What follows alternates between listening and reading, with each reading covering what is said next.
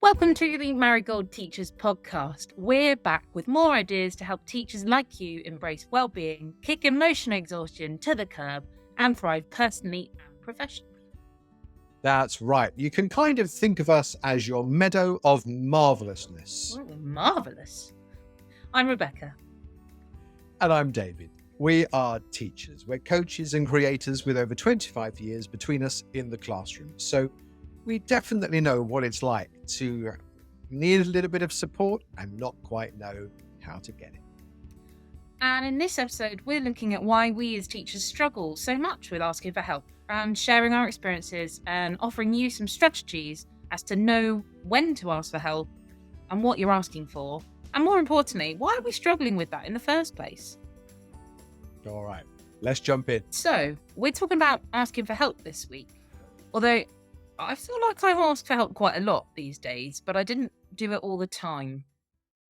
Yeah, I didn't ask for help very much at all for a long time.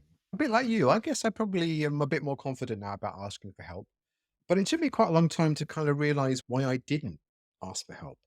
We can often be really lonely and we're surrounded by chaos and people and interactions, and we're busy and we're lively, but actually we can be quite isolated. We can be quite lonely. I think that was one of the reasons maybe why I was always a bit reluctant to ask for help, was like I kind of didn't really feel I could break out of that bubble that I was in and make those connections. I guess I also kind of wore my professionalism as a bit of a suit of armor. I didn't think I was better than anybody else, far from it, but I kind of felt like I should know the answers to things. I shouldn't need help necessarily. So I kind of thought, well, it's probably best not to ask for it because I should be able to work this out for myself. And 9 times out of 10, I probably did, but it meant that I didn't make those connections. And I probably didn't do things as well as I could have done them had I reached out, made some connections, asked for help, and got a better outcome.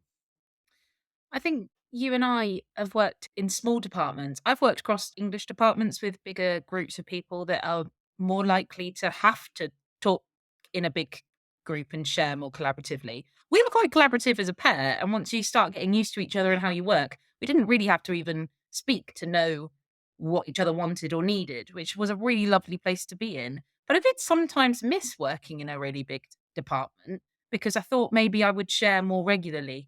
And I think we underestimate that sometimes because it's kind of forced on you. You have to share. Unless maybe people in big departments feel like there's more people there to judge them. And so they just kind of stick to their own thing. I don't know. Is that more vulnerable when you're in a bigger department or a big faculty? I think big departments can have huge benefits. I think the ability to share resources, the ability to lean on one another, the shared expertise in big departments can make it easier to ask for help, definitely. But then you've also got kind of politics going on in big departments in terms of progression and different egos, maybe, and different personalities clashing a little bit. So maybe it's harder. But I also think there's a difference between like sharing resources and working collaboratively and collectively for the good of the department and the students within it. That's different in my mind to kind of asking for help. And I think it can make you feel like you're quite vulnerable. And I think it can make you feel as though maybe you're not up to scratch, like it's like a sign of weakness, like you don't necessarily have the answers, or you're not as good a teacher as perhaps you should be, or you think you could be, or you perceive that other people think you are. And I think that idea of actual asking for help, like I'm not managing well with what I'm doing, I need someone to support me and give me more than other people around me seem to need, is quite difficult to articulate and to do. And for me, even it was quite difficult to realize I was in that situation, because although we worked together for years and really well, and had a really lovely collaborative relationship as teachers and as friends, there weren't that many occasions, I don't think, when I kind of went, Rebecca, I need help. I think if I'd have been more open to those moments, or realized I could ask for help, which is kind of a big deal, maybe I would have achieved different things to a higher standard. But I think what we want to be talking about is how important it is A, to recognize that you need help, B, to feel empowered enough to ask for it, and then C, to normalize it within a department, within a school culture. Yeah. So it's not just about sharing resources or celebrating one another, it's about trusting one another and feeling trusted that you can share the things you need to share. I think that's a really interesting conversation to have with us now we're looking back on our working relationship because I trusted you and I still trust you and you're still one of my marigolds. But we were still in a department together. And I think at some points we didn't want to let each other down. And when you feel like you're going to be vulnerable, you don't want to make other people think that they can't rely on you too. And so I think also there's some comparison when you teach the same subject as each other. We always constantly compare ourselves. It goes back to our previous podcast about not feeling like we're good enough.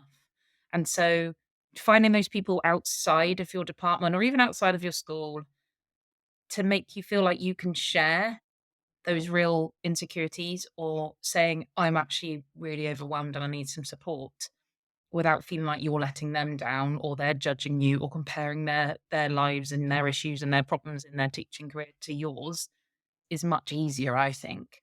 I often find someone outside of my department that I can trust because we do the same job. The issues that we have are similar, but they're different enough for me to feel there's that little gap between us that kind of just keeps me feeling like there's a comparison. Does that make sense? Yeah, that distance aspect is really important because it's non-competitive. Mm. Like, even though you don't consciously feel you're in competition with your colleagues, you sort of are, whether you know it or not. And there are going to be certain times of year where you kind of feel as though you need to measure up. And if you've been vulnerable or you've needed help and somebody else hasn't, maybe you get a bit cautious about actually, maybe that's not going to do very well for my career. And I think there's a flip side as well. When you're working closely with people and you feel like you need help, most people will also recognize that the people around them probably need help as well with their own stuff. Like, we're not islands, and you know how much stress you're under or how much of a challenge you're finding things. And so you kind of can be empathetic and go, well, probably my colleague is also feeling the same way. And so I don't want to overload them. So you keep it inside. But I think, it's different in each school culture, surely. And I think one of the things we're going to talk about is that idea of actually you can find ways to ask for help. They just might not be within your organization directly, or maybe they're just not within your department. We kind of hit crisis point when we feel like we need to ask for help and we need to do it a little bit earlier. And those crisis points tend to be when something's pushing against us. It could be an inspection, Ofsted. It's those deep dives of a particular subject. It's those little pressures that get put on different groups of people. Maybe the pastoral team are having a bit of a shake up, or your tutor team are looking at something in particular, or every person who teaches that child needs to look at something. And so those pinch points happening to the same people, they're all feeling the same pressure. But we need to get into sorting this help out a bit earlier before we break. We're all really good at noticing when we've broken, but we need to put stuff into place a little bit earlier than that to help us. Yeah, totally. It's a strength to ask for help. Let's just be really clear about that. If you can recognize in yourself the need for support and find the people that can help you and reach out to them and then put into action the support that you're given, then it's better for you and it's better for the students. Massive sign of strength, massive amount of resilience, huge amount of success. I really fundamentally think that so many teachers' lives and careers and well-being would be improved if we all had that approach. Yeah, as you said, like, it's not a sign of weakness to ask for help, but you've gotta be ready to do it and be comfortable with it. And be comfortable asking for help might mean you feel a bit uncomfortable when you first do it, but it does get easier and it does get better, and those relationships you pick to help you, and support you, they grow and they grow and they grow, and so it becomes second nature once you start finding that right person, those right people, those marigolds. So I think we've got some nice strategies coming up, don't you think, David, to help us? Yeah, for sure. And I think the first one is probably the most powerful, really. And it's to do with something I think I mentioned earlier on, which is trust, right? So if it was me in that situation, probably the very first thing I would try and do, once I'd kind of acknowledged to myself that I needed some help, which is a pretty big deal for lots of us, including me, I've got to go to somebody I trust. But that doesn't have to be your immediate colleague. It doesn't have to be someone in your department. It could be someone on the other side of the school. It could be someone, as you said, in a different school entirely. It's someone that you know will be respectful of the challenges that you're facing, will be empathetic in the way that they listen and respond, and give you some support and some advice, but also hopefully give you some tools to help you work out the answer to something, which, as we all know, is a far better model for instruction and for learning. Critically, you've got to be specific about the kinds of things that you ask for help with. It's no good just saying, I am overwhelmed. It's no good just saying to someone, can you help me with my classroom management style? You've really got to narrow in on precisely what it is you need help with so that that person that you trust is going to be able to give you the best possible advice and support. And ideally, what that person wants to do as well is steer you elsewhere in a professional way. They've got contacts, they've got networks, they've got resources, they've got someone in their department, in their schools that has the answer to your problem, even if you don't. For me, when I first started teaching, that person was the vice principal of the college. I started high, maybe not the best route to go down, but like we just clicked, and that's how it goes. And I just knew that if I went to that person with a problem, with a challenge, with something I wasn't coping well with, not day to day, but like something major, something important, they would 100% back me up and support me. And I think whether you're going into a school fresh or whether you've been there a long time, one of your first jobs when you're feeling overwhelmed is seek those people out. Absolutely. At the moment, my friend won't mind me saying we're definitely each other's trusted friend, and we live on the other side of the country to each other. We train together. We go through phases of not being able to phone each other because we're always so busy. We try and make time on a nice little walk, but at the moment we're at voice messaging each other, which I think is quite hysterical, to be honest. So I might listen to something by the end of the day after she's spoken to me for a little while. But what's really nice is that at some points in those voice messages, there's complete silence. So there might be a sigh and she's just letting it out. Sometimes I know we're not having a conversation, but I know we are, which is quite lovely. And sometimes I don't have the answers, but I really enjoy having the voice message kind of two or three voice messages along or 2 or 3 days along that said, I'm in such a better place. That really worked. Thanks. You might not have even said anything, but being able to have you as a soundboard is really helpful. And I do the same to her. And it's quite lovely. And actually, what's really nice about the voice messages is although I love chatting to her live, sometimes I listen back to the nice ones as well. And it's just nice to hear her say, You're doing a great job. Or you did go and ask that person, did you? Or did you go back to that website I showed you? And I can go back to it and she can go back to it. And it's kind of like it's always there. It's just lovely. That's beautiful because there's a kind of a cosmic wisdom to that, isn't there? Because you've got that bridge, you've got that connection. And those times when you're listening to her messages or when you're recording messages for her, you're also kind of solving your own problems. And that's really kind of important too. Hey, I'm interrupting this episode to ask you a favour. We know that teachers around the world enjoy this podcast, and we're proud to offer ongoing support and actionable advice to educators worldwide. If you're one of those teachers and you haven't already liked and subscribed to the podcast, then please do take a moment now, if you can, to just do that. It makes a huge difference to our reach and it helps us keep this podcast free, so more teachers can be part of the Marigold community. From both of us, thanks. Right, should we get back to today's episode? Second strategy for how to ask for help is a little bit broader, really, for me. And it's to spend a little bit of time tracking down the kind of groups, organizations, forums, social media accounts, perhaps, although obviously be mindful of how good those are. But it's those outside agencies that are going to offer resources and support and help and enable you to flourish to the best of your capacity.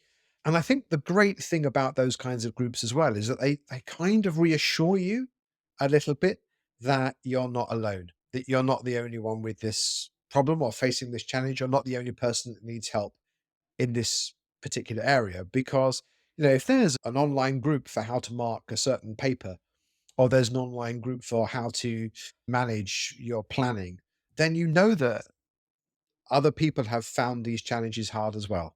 And you can feel a little bit more like you belong and a bit less lonely, like we kind of spoke about at the very beginning. And quite often, schools will have notice boards with a whole range of different contact options on them. But really, I found it quite liberating to search for things myself.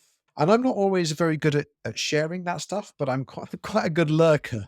Right, so I'll join a group and I'll just be like, "What's everyone saying? Does it help me?"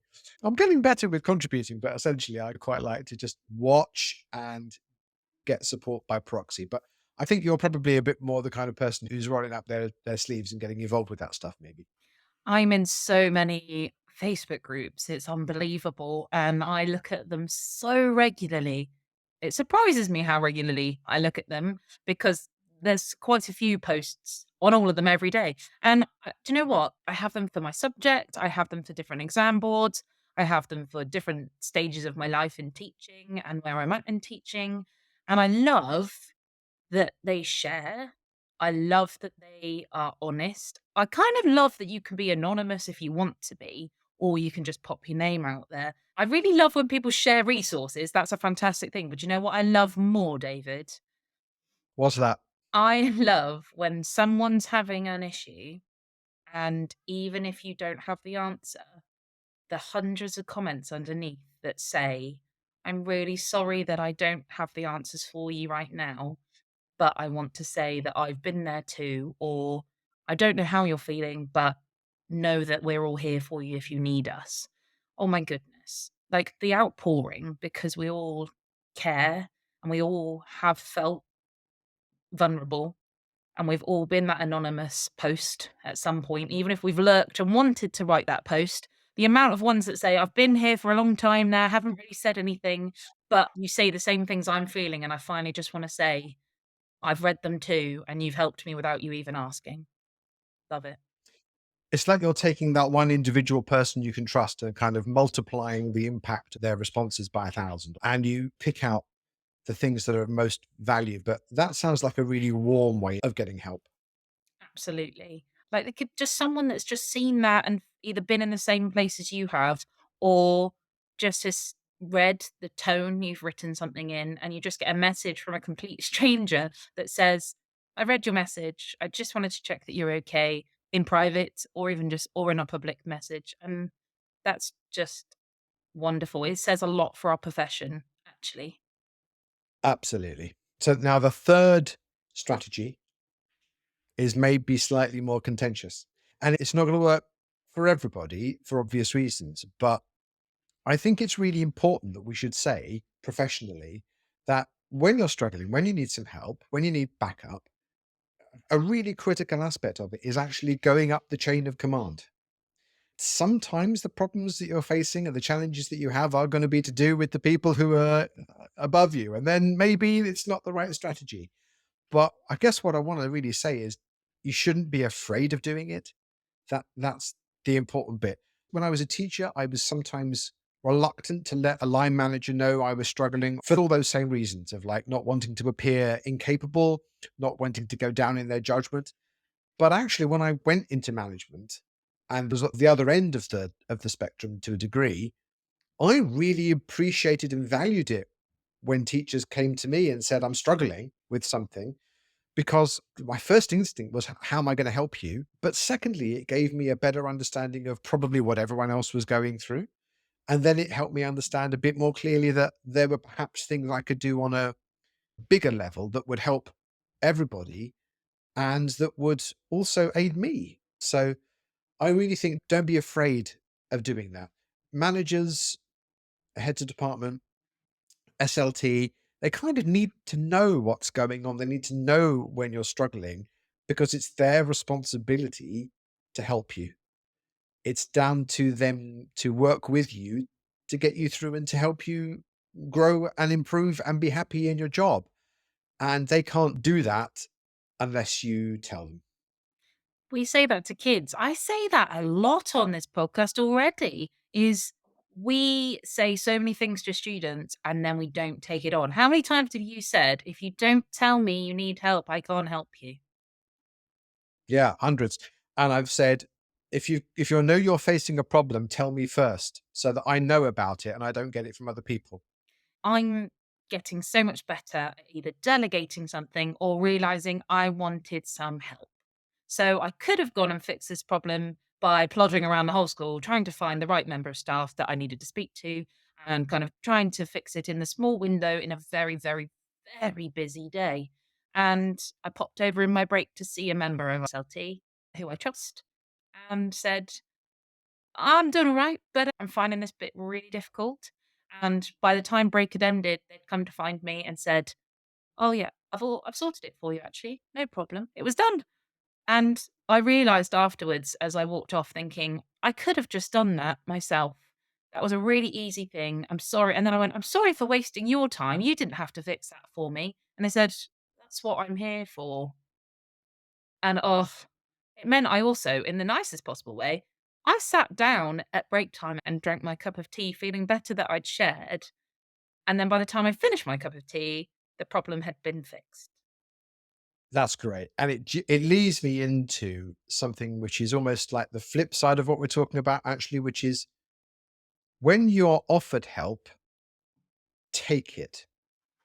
You don't have to be proud. You don't have to be like, oh, actually, no, I'm fine. If someone sees you struggling with something and they are offering to help you, then I think it's really important that you accept it and you're grateful for it because they're giving up their time. But actually, more than grateful for it, you're acknowledging that that person is wanting to engage with you and sees something wonderful and sees potential and sees opportunity and sees all the great things that you are and wants you to be able to amplify that in a way that perhaps sometimes you don't always feel about yourself.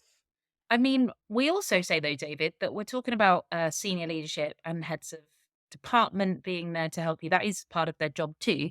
But don't forget that if you're one of those heads of departments, heads of faculty, senior leadership, and someone from your department or someone you line manage say, actually, can I help you with something? That's entirely, entirely okay. It works both ways. When they see that you're needing help, it's okay to get help and support from them too. It works both ways. Good school communities, good departments, teachers, they're teams, aren't they? It takes a team to teach a child. And I think it takes a team to build a teacher too. Absolutely. So things don't have to stay the way they are right now. You've got the power when you get help to change them. It's not a sign of weakness. Remember, getting help is a sign of strength and it's a sign of positivity. And finally, don't forget that help is all around, whether it's in your school, in your phone contacts, in a forum online. Although we spend all our time, a lot of us, in a classroom as the only adult there, you're not on your own. Someone out there is out to help you. You just got to let them in. We're at the end of this week's episode. Thank you for joining us. Thank you for your support and thank you for everything you do day in and day out. Teaching can be tough, it can be lonely, and it can be exhausting. So, if no one else says it, thank you for being a teacher. You really are inspirational. So like and subscribe if you can. And sign up to our free weekly newsletter, The Flourishing Teachers Field Guide, at marigoldteachers.com. It's packed full of tried and tested tips for teacher wellbeing. Until then, remember that your most important obligation is to yourself because you're awesome and we want you to stay that way. See you next time.